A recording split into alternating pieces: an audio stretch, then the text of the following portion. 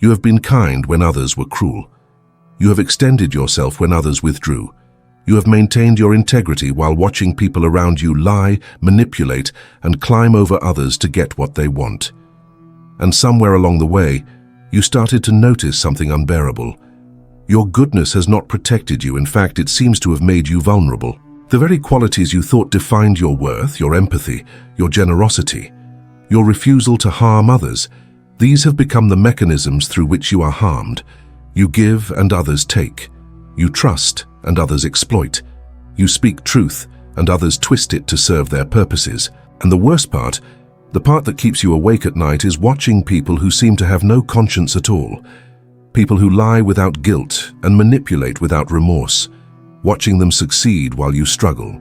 You have tried to tell yourself that goodness is its own reward, that integrity matters more than outcomes, but after enough betrayals, enough times being dismissed or taken for granted, enough evidence that the world simply does not care about your goodness, you start to wonder if you have been fundamentally mistaken about how life works.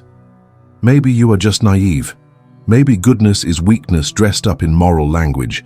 Maybe the price of being good in a cruel world is simply too high to pay.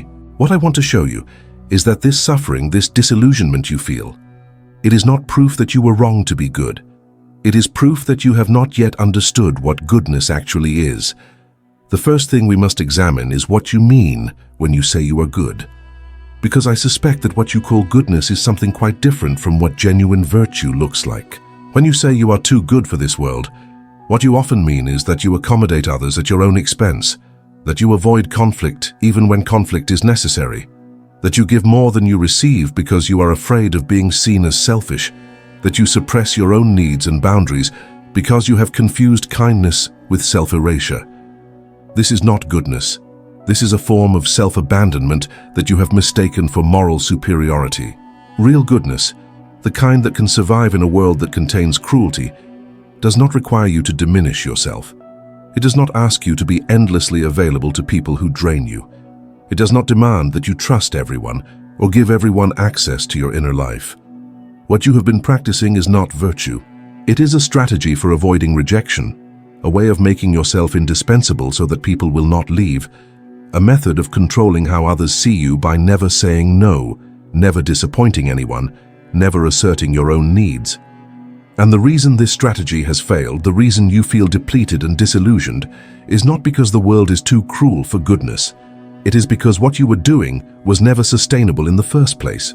Hannah Arendt spent much of her intellectual life examining how ordinary people participate in extraordinary cruelty, and what she discovered was not that humans are inherently evil, but that they are capable of profound thoughtlessness. The bureaucrats who facilitated atrocities were not monsters. They were people who had stopped thinking, who followed procedures without examining what those procedures served, who prioritized their own comfort and advancement without considering the consequences of their actions. This is what Arendt called the banality of evil. Not dramatic malice, but the absence of thought. And when you look at the cruelty you have experienced, when you examine the people who have used you or betrayed you, you will often find not calculated malevolence, but this same thoughtlessness. They took from you because it was easy, and you allowed it. They dismissed your needs because considering them would have required effort they were unwilling to expend. They exploited your kindness because you made yourself exploitable by having no boundaries. This does not excuse their behavior, but it does clarify what you are dealing with. You are not confronting evil masterminds.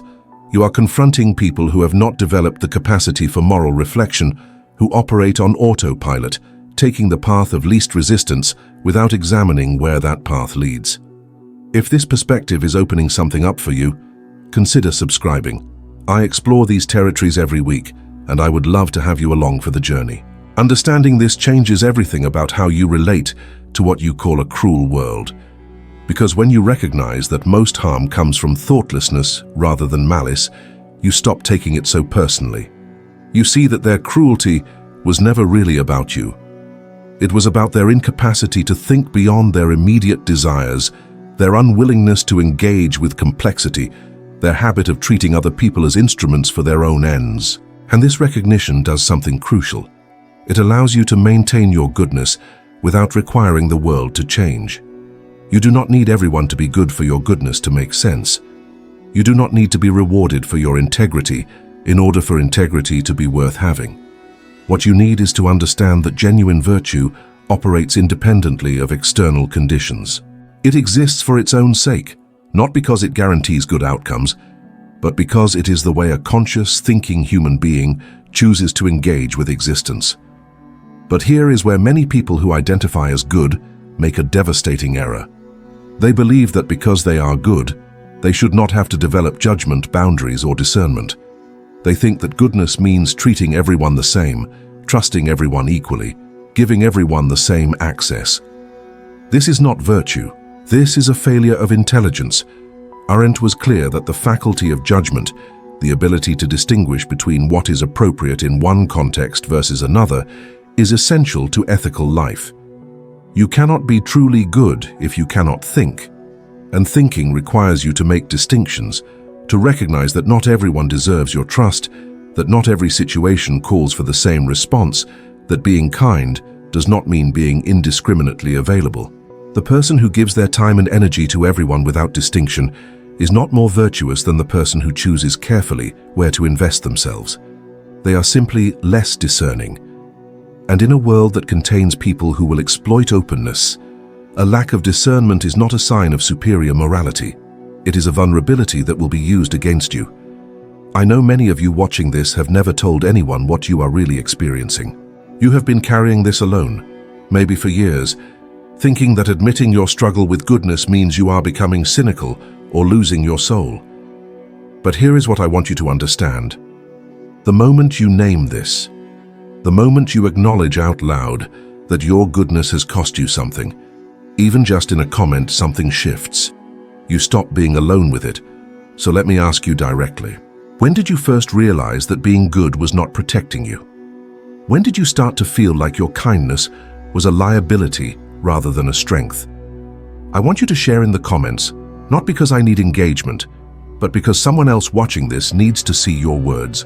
They need to know they are not the only one. And if you cannot find the words right now, if it feels too heavy to articulate, just type this. I thought kindness was enough. That is it.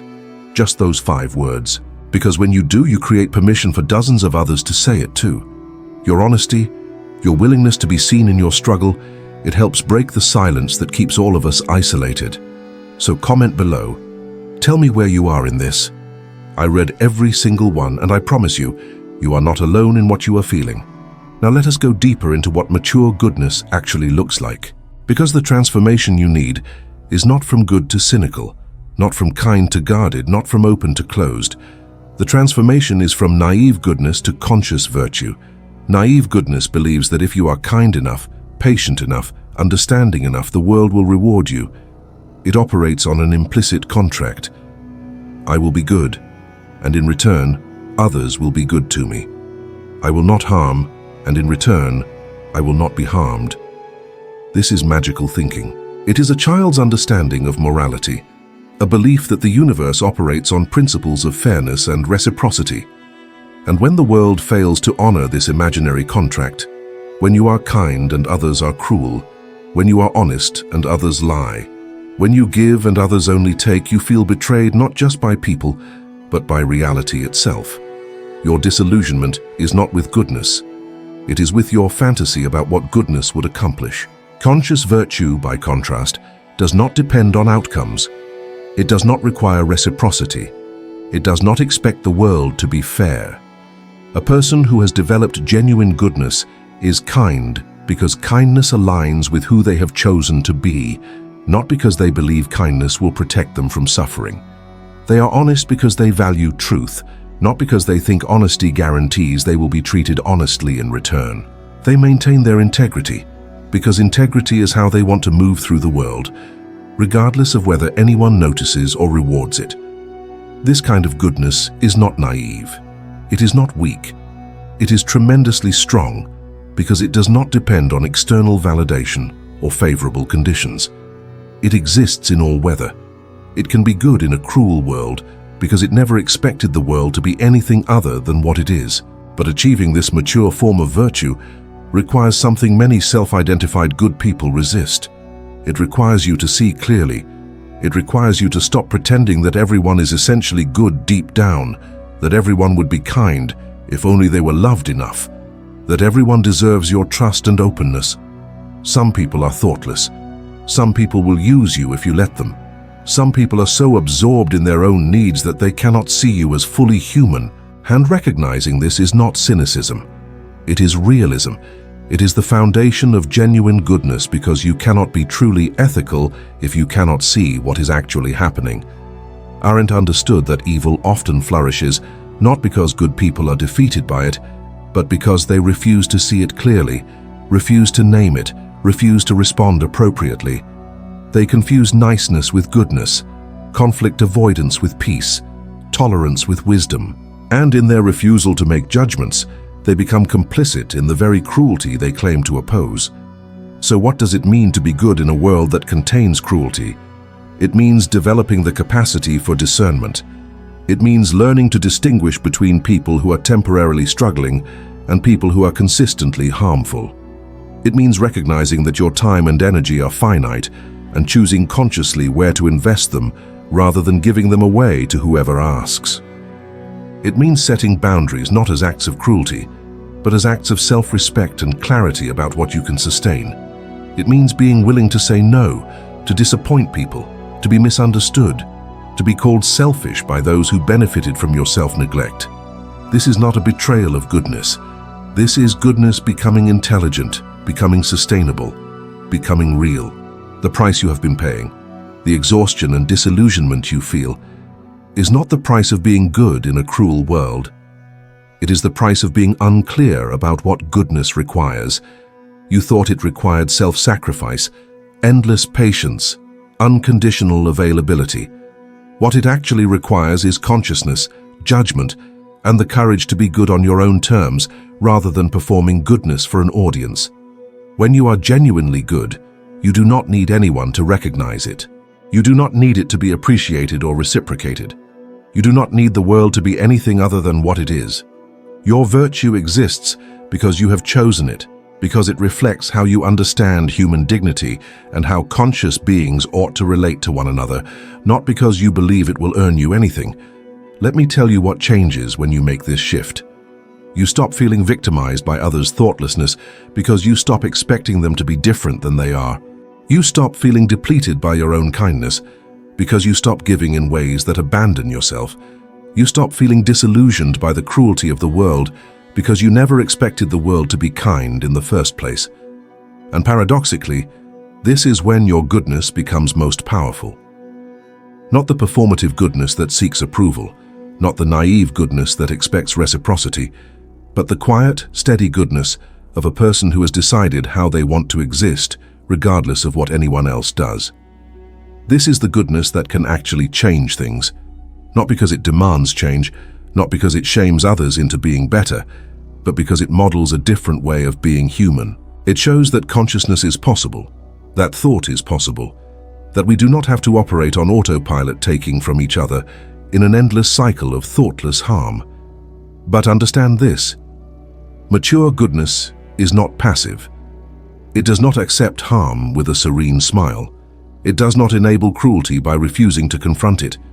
Arendt was adamant that the capacity for judgment includes the capacity to say, "This is wrong, this must be opposed, this cannot be tolerated." Sometimes goodness requires you to be difficult. Sometimes it requires you to create conflict rather than avoid it. Sometimes it requires you to withdraw your presence from people who cannot use it well. Sometimes it requires you to fight, not from ego, not from revenge, not from a desire to prove yourself, but from a clear recognition that certain things must be resisted. The person who never says no, who never draws a line, who accepts everything in the name of being loving or spiritual or good, that person is not virtuous. They are simply conflict avoidant, and their avoidance creates the conditions for thoughtless cruelty to flourish unchallenged. You have been suffering not because you are too good for this world, but because you have been confusing self-abandonment with virtue. You have been giving yourself away to people who could not value what you offered, because you yourself did not value it enough to protect it. You have been accepting treatment you would never accept for someone you loved, because somehow you exempted yourself from the care you extended to others. You have been exhausting yourself trying to be kind to everyone, available to everyone, understanding toward everyone, because you believed that this was what goodness demanded. But it is not. Goodness demands that you think clearly, that you see accurately, that you make distinctions between what serves life and what drains it. Goodness demands that you develop the strength to say no, the courage to disappoint people, the wisdom to recognize when you are being used. Goodness demands that you stop performing virtue for approval and start living it for its own sake. If what I am sharing here resonates with something you have been feeling, something you have not quite been able to name, then I want you to know you are not alone in this. There are many of us exploring these questions, sitting with these uncomfortable truths, learning to see in new ways. I create these videos for people who are ready to go deeper, who are not satisfied with surface answers, who want to understand rather than just feel better temporarily. If that is you, consider subscribing. Not because you need another channel to follow, but because this journey of understanding yourself, of waking up to what is real, it helps to have companions along the way. People who will not offer you easy fixes, but will sit with you in the questions. I will be here every week with another exploration, another perspective, another thread to pull on, and I would be honored to have you here as part of this community of seekers and thinkers. So if this feels right, hit that subscribe button. And if you found value in this particular exploration, let me know in the comments what resonated most with you. Your reflections often illuminate things I had not considered. The most important thing I want you to understand is this. The crisis you are experiencing, this sense that being good has cost you too much, it is not the end of your goodness. It is the beginning of its maturation.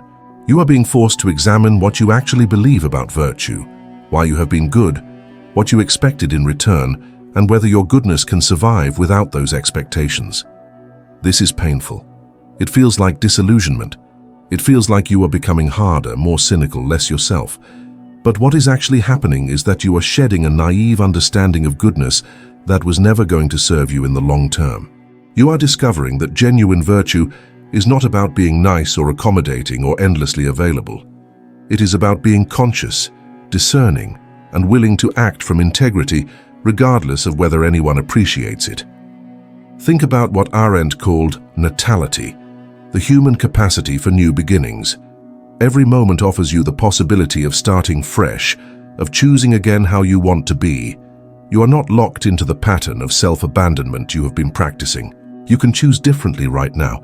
You can decide that your goodness will include boundaries, that your kindness will include discernment, that your integrity will include the courage to say no, that your virtue will include the strength to protect yourself from people who would use you. None of this makes you less good. It makes you good in a way that can actually sustain itself, good in a way that does not require you to betray yourself, good in a way that operates from fullness rather than depletion. The world does not need more people who are nice at their own expense. It does not need more people who accommodate cruelty in the name of being loving. It does not need more people who exhaust themselves trying to prove their worth through endless giving. What it needs is people who have developed genuine goodness, the kind that comes from consciousness rather than compliance, the kind that includes both compassion and boundaries, the kind that can be kind without being naive, generous without being used, open without being vulnerable to exploitation. This is not easy to develop. It requires you to think constantly, to examine your motivations, to distinguish between what you are doing because it aligns with your values and what you are doing because you are afraid of rejection or criticism. It requires you to be willing to be misunderstood, to have people call you selfish or cold when you stop accommodating their thoughtless demands. It requires you to trust that your value is not determined by how useful you are to others. And here is the paradox. When you stop performing goodness for approval, when you stop giving from a place of depletion, when you start being good because you have chosen it rather than because you are trying to prove something or avoid rejection, your goodness becomes more powerful, not less, because it is authentic, because it comes from a place of fullness rather than need, because it does not require anything from the recipient in order to remain intact. The people in your life who are capable of real relationship will recognize this shift and respect it, The people who were using your self-abandonment as a resource will be upset. They will accuse you of changing, of becoming selfish, of losing your goodness. Let them be upset. Their discomfort is information. It shows you that they valued your self-neglect more than they valued you. You are not too good for this world. You are exactly as good as you need to be, and you are learning how to be good in a way that does not destroy you. The price of being good in a cruel world is not what you thought.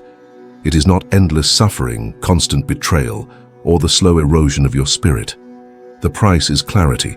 The price is giving up your fantasy that goodness should protect you from difficulty. The price is accepting that you will not always be appreciated, that your virtue will often go unnoticed, that being good does not exempt you from suffering or guarantee that others will treat you well. But in exchange for paying this price, you get something immeasurably valuable. You get to be yourself without apology. You get to live according to your values without needing anyone's permission or approval.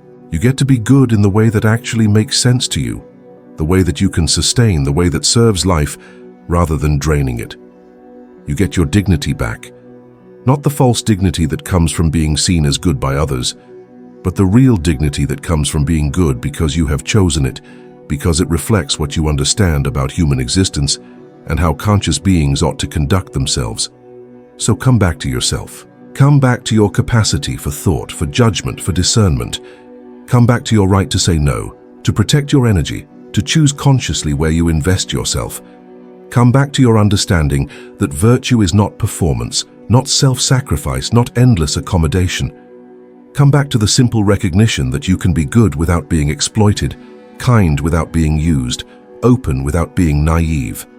The world needs your goodness, but it needs the real version, the conscious version, the version that includes both your compassion and your boundaries, both your generosity and your self-respect. That is the goodness that can survive in a world that contains cruelty. That is the goodness that might actually change something, not because it demands change, not because it shames or forces or manipulates, but because it offers a living example of what becomes possible when a human being decides to think, to see clearly, and to act with integrity, regardless of what anyone else does. This is what you are becoming. Not harder, not colder, not less good, just more real, just more conscious, just more yourself.